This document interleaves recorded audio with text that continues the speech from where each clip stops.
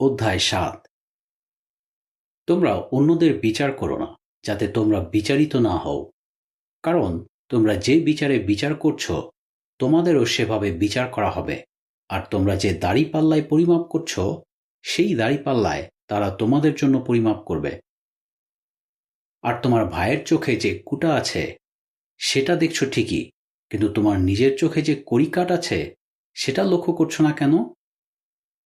কিংবা তোমার ভাইকে তুমি কিভাবে বলতে পারো, এসো, তোমার চোখে যে কুটা আছে সেটা বের করে দিই, অথচ দেখো তোমার নিজের চোখেই কড়িকাঠ রয়েছে?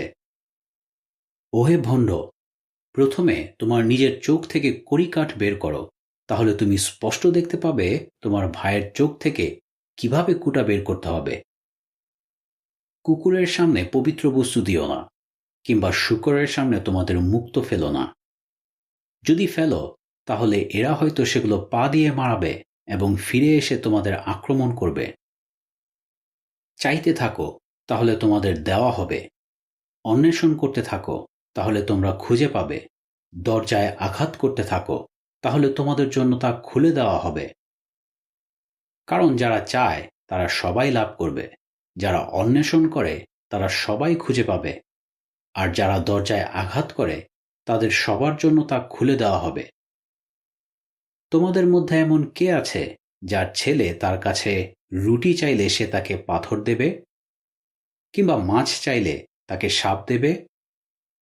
তাই তোমরা মন্দ হয়েও যদি তোমাদের সন্তানদের ভালো ভালো উপহার দিতে জানো, তাহলে তোমাদের পিতা যিনি স্বর্গে আছেন, তার কাছে যারা চায় তাদের ভালো ভালো উপহার দিতে তিনি আরো কতই না ইচ্ছুক হবেন। অতএব সমস্ত ক্ষেত্রে লোকেরা তোমাদের প্রতি যা করুক বলে তোমরা চাও, তোমরাও তাদের প্রতি তাই করো। আসলে এটাই ব্যবস্থা এবং ভাববাদীদের গ্রন্থের সারমর্ম। সরু দরজা দিয়ে প্রবেশ করো, কারণ ধ্বংসের দিকে নিয়ে যায় এমন দরজা চওড়া এবং রাস্তা সহজ, আর অনেক লোকই সেই দরজা দিয়ে প্রবেশ করে। কিন্তু জীবনের দিকে নিয়ে যায় এমন দরজা সরু এবং রাস্তা কঠিন, আর অল্প লোকই সেই রাস্তা খুঁজে পায়। মিথ্যা ভাববাদীদের কাছ থেকে সাবধান, যারা তোমাদের কাছে মেষের ছদ্মবেশে আসে, কিন্তু আসলে তারা ক্ষুধার্ত নেকড়ে। তোমরা তাদের ফল দ্বারাই তাদের চিনতে পারবে। কাটা গাছ থেকে আঙুর ফল কিংবা শিয়াল কাটা থেকে ডুমুর ফল সংগ্রহ করা যায় না। একইভাবে প্রত্যেক ভালো গাছে উত্তম ফল ধরে, কিন্তু প্রত্যেক মন্দ গাছে মন্দ ফল ধরে। ভালো গাছে মন্দ ফল ধরতে পারে না, কিংবা মন্দ গাছে উত্তম ফল ধরতে পারে না।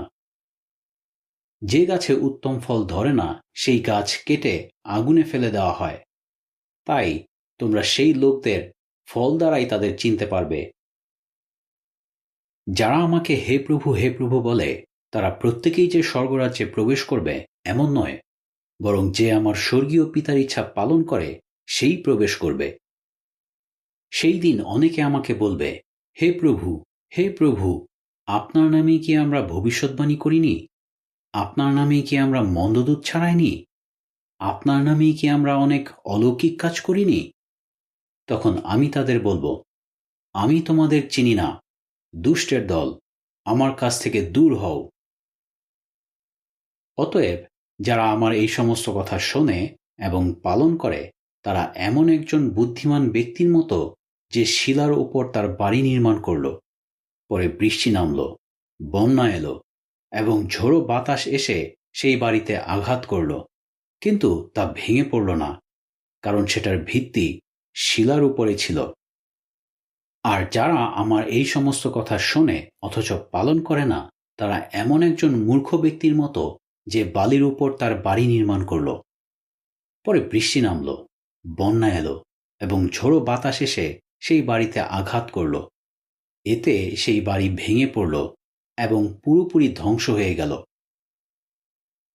যিশু যখন এই সমস্ত কথা শেষ করলেন, তখন লোকেরা তার শিক্ষাদানের পদ্ধতি দেখে অত্যন্ত আশ্চর্য হয়ে গেল, কারণ তিনি তাদের অধ্যাপকদের মতো নয়, বরং ঈশ্বরের কাছ থেকে যেভাবে শিক্ষা লাভ করেছিলেন সেই অনুযায়ী শিক্ষা দিচ্ছিলেন।